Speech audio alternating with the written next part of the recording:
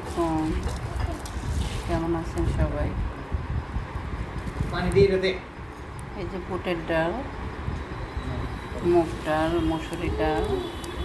এটা আমি দেশি মসুরি ডাল ইউজ করি। আমি ইন্ডিয়ান যেটা, আমি ওই ডালটা খেতে পারি না। তো আমি ডালগুলো আগে থেকে ভিজিয়ে রেখেছিলাম পানিতে, এই জন্য ডালগুলো ফুলে ফুলে সব নরম হয়ে গেছে। আর আমি যে চালের ভাত খাই সেই চাল এখন সব একসাথে করে আমি পরিষ্কার করে নিয়ে আসছি, ধুয়ে নিয়ে আসছি। এখন আস্তে আস্তে আমি সব মশলা দিব। খিচুড়ি রান্না করব, মেখে রাইস কুকারে দিয়েছি, কারণ গ্যাসের অবস্থা ভালো না, তাই রাইস কুকারে দিয়ে দিয়েছি। পেঁয়াজ, ধইনা, জিরা, মরিচ, হলুদ। এটা হচ্ছে খিচুড়ির মিক্স মশলা একটা কিনতে পাওয়া যায়, এটা মিক্স মশলাটা আদা রসুন মিক্স একসাথে বাটা। তো এগুলো আমি সব দিয়েছি। এখন একটু তেজপাতা দিব, আর হচ্ছে তেল দিয়ে লবণ দিয়ে তারপরে মাখবো। এটা মাখা খিচুড়ি হবে। তেজপাতা দিয়ে দিলাম, এখন লবণটা দিচ্ছি। দাঁড়াও মাম্মি দাঁড়াও। তেলও দিয়ে ফেলছি, এখন এটা মাখবো।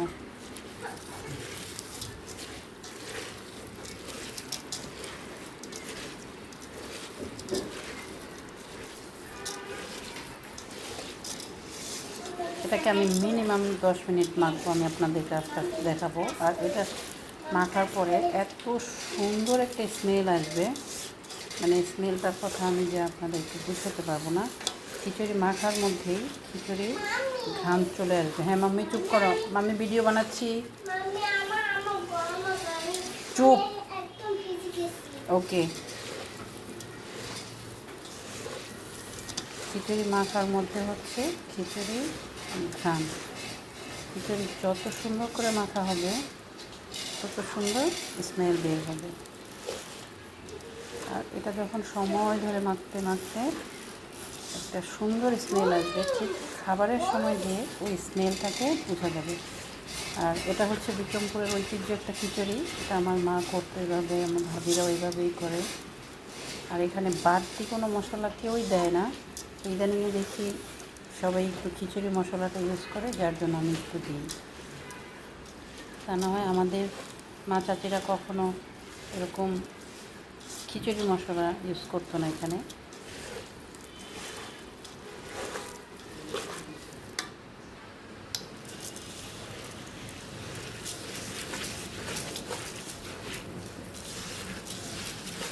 যখন একটু যেন লাগতেছে, তখন একটু যেন লাগতেছে।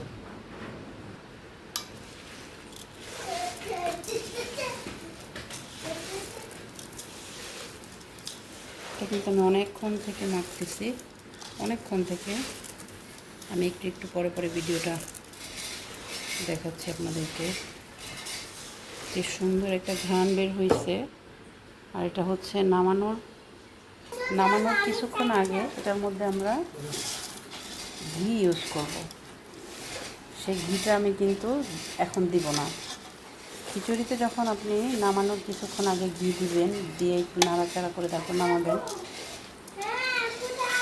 ওটা যে কত টেস্টি সেটা যখন খাবেন তখনই বুঝতে পারবেন। আয়েশা মাম্মি, এই তো এখন আমার খিচুড়ি মাখা প্রায় শেষ। এখন আমি পানি দিব, পানি দিয়ে বসাই দিব। মাশাআল্লাহ, অনেক সুন্দর স্মেল আসছে, এত সুন্দর ঘ্রাণটা বের হয়েছে।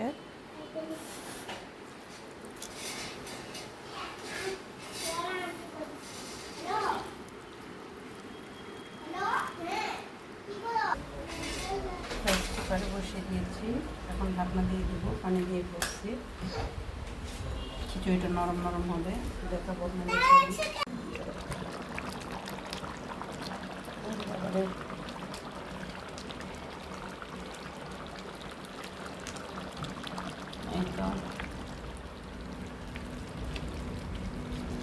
ঘি দিব আমি একদম লাস্টে, মেবি আর একটু পানি লাগবে। কারণ হচ্ছে এখনো চালটা সিদ্ধ হয় নাই ঠিক মতো। আর একটু পানি দিব। Pakistan. হুম, Kiss.